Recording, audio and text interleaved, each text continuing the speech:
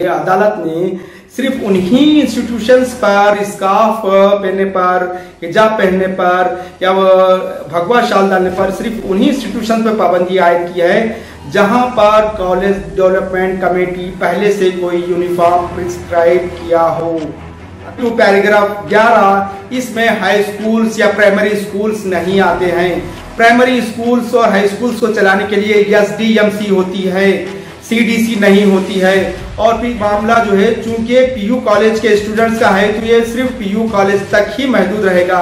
और पर भी हाई स्कूल की तालिबात को, प्राइमरी स्कूल की तालिबात को, डिग्री कॉलेज की तालिबात को या यूनिवर्सिटी में ज़ेर तालीम तालिबात को हेड स्कार्फ पहनने से, हिजाब पहनने से, बुर्का पहनने से कहीं नहीं रोका गया है।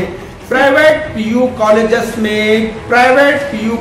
में कॉलेज डेवलपमेंट कमेटी नहीं होती है, तो वहां पर प्राइवेट PU कॉलेजेस में भी हाई कोर्ट के इंटरिम ऑर्डर एप्लीकेबल नहीं है। Private government officer, even deputy commissioner आपके पास अगर स्कूल्स में आकर हिजाब उतारने का मुतालिबा करते हैं, आपको ऑर्डर देते हैं, तो कतई मत उतारिए। डिप्टी कमिश्नर को ही पूछिए कि कोर्ट का इंटरिम ऑर्डर लाइए, उनके पास बताइए पैराग्राफ 11 पर। उनको डिप्टी कमिश्नर सर को ही पूछिए, सर आप ही इसको पढ़कर सुनाइए पैराग्राफ 11 में क्या है। इसमें लिखा गया है आप कॉलेज कैंपस में जो आप हिजाब पहनकर आ सकते हैं, मगर क्लासरूम में आपको मजहबी लिबास उतारना पड़ेगा। के मामले पर कर्नाटक हाईकोर्ट के इंटरिम ऑर्डर पर कर्नाटक में काफी कंफ्यूजन देखा जा रहा है। कर्नाटक हाईकोर्ट ने 10 फरवरी को जो इंटरिम ऑर्डर सुनाया था उसमें जो है 2.5 लाइन का पैराग्राफ 11 में उन्होंने वाजे किया है कि जजेस ने, 3 रुकनी जजेस ने वाजे किया है, we make it clear that this order is confined to such of the institutions wherein the college development committee have prescribed the student dress code uniform। यानी कि अदालत ने सिर्फ उन्हीं इंस्टीट्यूशंस पर स्कार्फ पहनने पर, हिजाब पहनने पर या भगवा शाल डालने पर सिर्फ उन्हीं इंस्टीट्यूशन पर पाबंदी आयद की है जहां पर कॉलेज डेवलपमेंट कमेटी पहले से कोई यूनिफॉर्म प्रिस्क्राइब किया हो। अगर से वहां पर पहले जो कॉलेज डेवलपमेंट कमेटी ने पहले से कोई यूनिफॉर्म प्रिस्क्राइब नहीं किया हो, वहां पर जो स्टूडेंट्स है जो पहले से वो पहनकर आते थे वो पहनकर जा सकते हैं। जो स्टूडेंट्स अगर से कॉलेज डेवलपमेंट कमेटी ने पहले से कोई यूनिफॉर्म, कोई ड्रेस कोड नाफिज नहीं किया है, तो वैसे कॉलेजेस में स्टूडेंट्स हिजाब पहनकर जा सकते हैं, बुर्का पहनकर जा सकते हैं, स्कार्फ पहनकर जा सकते हैं। जो इस तरह से जो कंफ्यूजन पैदा करने की कोशिश की जा रही है वो सरासर गलत है। जो अदालत ने पैराग्राफ 11 में जो अपने इंटरिम ऑर्डर पैराग्राफ 11 में क्लियर कर दिया है, तो अकॉर्डिंग टू पैराग्राफ 11 इसमें हाई स्कूल्स या प्राइमरी स्कूल्स नहीं आते हैं। प्राइमरी स्कूल्स और हाई स्कूल्स को चलाने के लिए SDMC होती है, CDC नहीं होती है, और फिर यूनिवर्सिटी भी इसके ऊपर इम्प्लीमेंट नहीं होता है। तो ये मामला जो है चूंकि PU कॉलेज के स्टूडेंट्स का है तो ये सिर्फ PU कॉलेज तक ही महदूद रहेगा। और अदालत ने ये भी कहा है कि आप क्लास अटेंड करने के दौरान ये मजहबी लिबास ज़ेब्ता नहीं कर सकते। क्लास अटेंड करने के दौरान आप क्लास के बाहर आपको इजाजत है कि आप स्कार्फ पहने, बुर्का पहने, हेड स्कार्फ पहने, या फिर आप भगवा जो आप अगर से आप पहले से डाल रहे हैं तो वो डालिए।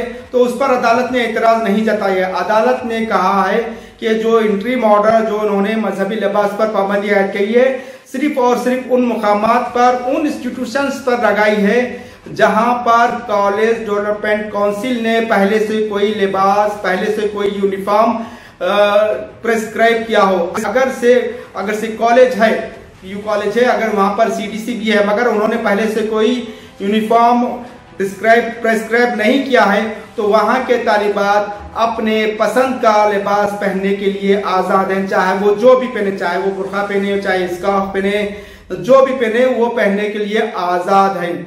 खामखा इस मामले पर कंफ्यूजन पैदा करने की कोशिश की जा रही है। इसमें कहीं पर भी हाई स्कूल की तालिबात को, प्राइमरी स्कूल की तालिबात को, डिग्री कॉलेज की तालिबात को या यूनिवर्सिटी में ज़ेर तालीम तालिबात को हेड स्कार्फ पहनने से, हिजाब पहनने से, बुरखा पहनने से कहीं नहीं रोका गया है।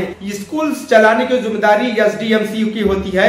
एसडीएमसी का इसमें जिक्र नहीं है, सिर्फ कॉलेज डेवलपमेंट कमेटी का जिक्र है। और दूसरी बात, गैर जरूरी तौर पर माइनॉरिटी इंस्टीट्यूशंस में जाकर ये करना, टारगेट करना, ये भी सरासर गलत है। जो कर रहे हैं वो गलत कर रहे हैं। और दूसरी बात, कॉलेज डेवलपमेंट कमेटी की बात की जाइए, प्राइवेट पीयू कॉलेजेस में कॉलेज डेवलपमेंट कमेटी नहीं होती है, तो वहां पर प्राइवेट पीयू कॉलेजेस में भी हाईकोर्ट के इंटरिम ऑर्डर एप्लीकेबल नहीं है। प्राइवेट कॉलेजेस में भी हाईकोर्ट के इंटरिम ऑर्डर एप्लीकेबल नहीं है। और फिर जो इंटरिम ऑर्डर है, जिस तरह से लिखा गया है, पैराग्राफ 10 में लिखा गया है कि क्लासरूम में आप मजहबी लिबास इस्तेमाल नहीं कर सकते, हेड स्कार्फ, हिजाब या भगवा शाल आप क्लासरूम में इस्तेमाल नहीं कर सकते। आप कॉलेज कैंपस में हिजाब पहनकर आ सकते हैं, मगर क्लासरूम में आपको मजहबी लिबास उतारना पड़ेगा। तो इस तरह का ये हाईकोर्ट का इंटरिम ऑर्डर है, इसको तोड़ मरोड़ कर पेश करने की कोशिश की जा रही है। हाईकोर्ट का इंटरिम ऑर्डर स्कूल्स पर एप्लीकेबल नहीं है। और जो आपसे अगर से कोई मुतालबा कर रहा है, कोई स्कूल में आकर कर रहा है कि हिजाब उतारिए, वो सरासर गलत और गैर कानूनी बात कर रहा है। उनसे पूछिए कि हाईकोर्ट के इंटरिम ऑर्डर लाइए, तब बात कीजिए। उन्हें बताइए पैराग्राफ 11 में किस तरह से हाईकोर्ट ने क्लियर अल्फाज में लिखा है, college development council, college development committee जहां पर है वहीं जो, और जिन्होंने कॉलेज डेवलपमेंट कमेटी ने अगर से वहां पर प्रिस्क्राइब किया है, तभी इंटरिम ऑर्डर, हाईकोर्ट का इंटरिम ऑर्डर एप्लीकेबल होगा। अगर से कोई भी government officer, even deputy commissioner आपके पास अगर से स्कूल्स में आकर हिजाब उतारने का मुतालबा करते हैं, आपको ऑर्डर देते हैं, तो कतई मत उतारिए। डिप्टी कमिश्नर को ही पूछिए कि कोर्ट का इंटरिम ऑर्डर लाइए, उनके पास बताइए पैराग्राफ 11 पर। उनको डिप्टी कमिश्नर सर को ही पूछिए, सर आप ही इसको पढ़कर सुनाइए पैराग्राफ 11 में क्या है। तो इस मामले पर कोई किसी कंफ्यूजन का शिकार मत होइए। आपका हिजाब आपका बुनियादी हक है। आपको दस्तूर ने, कॉन्स्टिट्यूशन ऑफ इंडिया ने आपको मजहबी आजादी दी है, आप अपने हिजाब पर रहिए।